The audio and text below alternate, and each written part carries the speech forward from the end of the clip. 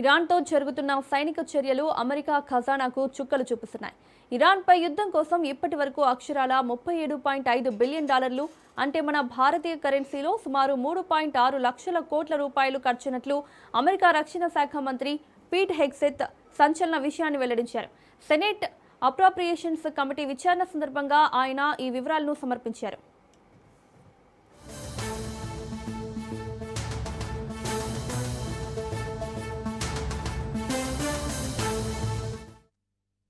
యుద్ధాన్ని కొనసాగించడంతో పాటు క్షీణిస్తున్న రక్షణ వనరులను తిరిగి భర్తీ చేసుకోవడానికి మరో 67 బిలియన్ డాలర్ల అత్యవసర నిధులు కావాలని ట్రంప్ ప్రభుత్వం కాంగ్రెస్ను కోరింది.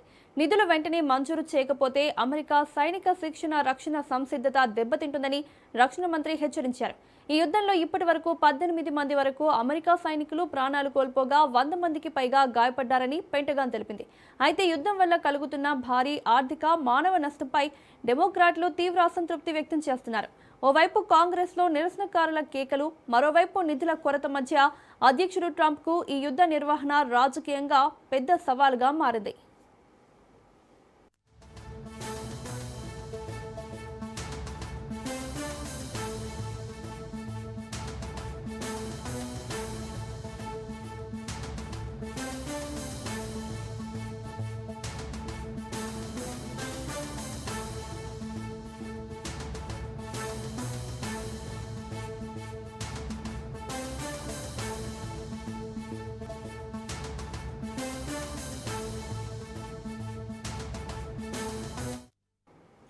ఇరాన్తో జరుగుతున్న సైనిక చర్యలు అమెరికా ఖజానాకు చుక్కలు చూపిస్తున్నాయి.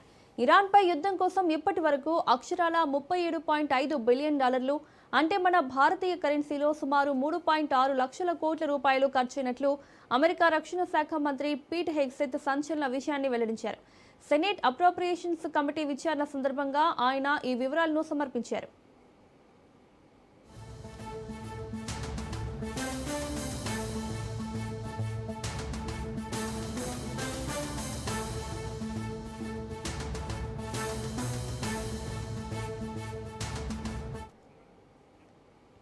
యుద్ధాన్ని కొనసాగించడంతో పాటు క్షీణిస్తున్న రక్షణ వనరులను తిరిగి భర్తీ చేసుకోవడానికి మరో 67 బిలియన్ డాలర్ల అత్యవసర నిధులు కావాలని ట్రంప్ ప్రభుత్వం కాంగ్రెస్ను కోరింది. నిధులు వెంటనే మంజూరు చేయకపోతే అమెరికా సైనిక శిక్షణ రక్షణ సంసిద్ధత దెబ్బతింటుందని రక్షణ మంత్రి హెచ్చరించారు. ఈ యుద్ధంలో ఇప్పటి వరకు 18 మంది వరకు అమెరికా సైనికులు ప్రాణాలు కోల్పోగా 100 మందికి పైగా గాయపడ్డారని పెంటగాన్ తెలిపింది. అయితే యుద్ధం వల్ల కలుగుతున్న భారీ ఆర్థిక మానవ నష్టంపై డెమోక్రాట్లు తీవ్ర అసంతృప్తి వ్యక్తం చేస్తున్నారు. ఓవైపు కాంగ్రెస్లో నిరసనకారుల కేకలు, మరోవైపు నిధుల కొరత మధ్య అధ్యక్షుడు ట్రంప్కు ఈ యుద్ధ నిర్వహణ రాజకీయంగా పెద్ద సవాలుగా మారింది.